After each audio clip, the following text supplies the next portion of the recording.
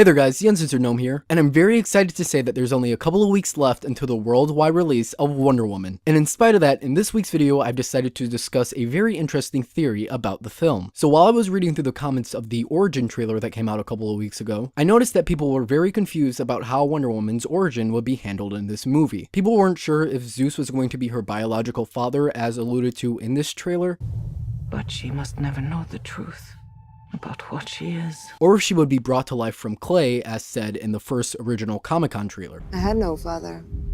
I was brought to life by Zeus.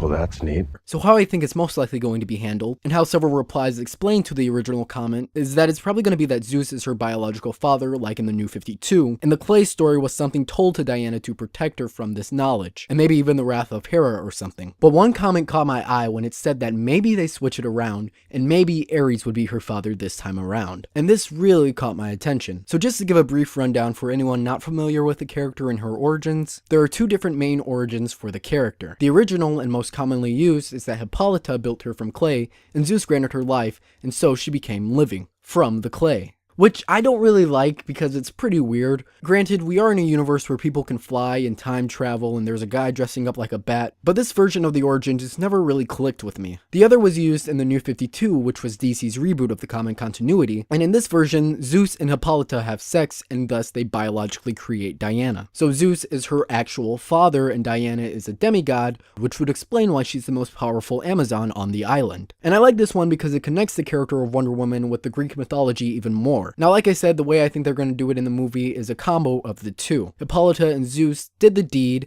and created Diana, but to protect her from Hera, who is Zeus's wife, who often gets very angry when he goes off and has his affairs with other women. Or Hippolyta could even be trying to protect Diana from herself and her own ambitions. I'm guessing that Hippolyta will tell her that she was molded from clay and she was brought to life by Zeus, doing magic and etc. But she's basically just like any other Amazon. And Hippolyta might even go as far as telling Diana that she is the weakest of the Amazons because she was brought to life from clay. But because this is just a story and Zeus is her actual father, this would make Diana a demigod, or demigoddess rather, and would make Ares, the main villain of the film, her actual sibling, as well as the other gods like Athena and Hermes. And that would also make Hades and Poseidon her uncles, etc, etc. However, I think an interesting spin would be that Ares is her actual father, so either he disguised himself as Zeus and had sex with Hippolyta, much like Trigon did when he raped Raven's mother, or it could be that Ares was the only god willing to give Hippolyta a child, so she had sex with him anyway, so they did the deed, and thus they created Diana. This would make Zeus her grandfather, and the other gods like Athena and Hermes her aunts and uncles, which I think would add an extra layer of depth to the characters' relationships with the other gods. And an interesting story point that they can make in the future of the DCEU is that because she's the daughter of Ares,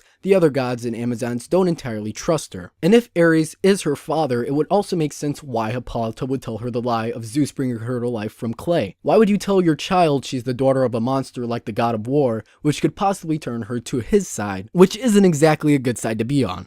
Now, based on the bit in the origin trailer where Hippolyta says you will train her 10 times harder than any Amazon before her, I guess that there's some sort of prophecy that says Diana will have to one day kill Ares or protect the land of man or something of that nature. Which is why, despite her personal thoughts, she has Diana be trained 10 times harder so she's prepared for when that day comes. Also, looking at the first Comic-Con trailer when Diana tells Steve she was brought to life by Zeus, clearly they're on a boat. So I guess this is after they leave Themyscira and are headed to London, as seen when they arrive in the origin trailer. Based on this, she probably won't learn that either Zeus or Ares is her father until towards the end of the movie. And there's this one line at the end of the trailer where Diana says, "I am Diana, daughter of Hippolyta, and your reign of terror on this world is over, etc, etc. My guess is she says this after Ares tells her that he is her father, and to show him that she has no allegiance to him, she says this, hence the emphasis on the "I am the daughter of Hippolyta" part. By the way, I'm going to spoil something right here. If you don't know it already, you don't want to know it. It's actually who's playing Ares, so if, like I said, if you don't know it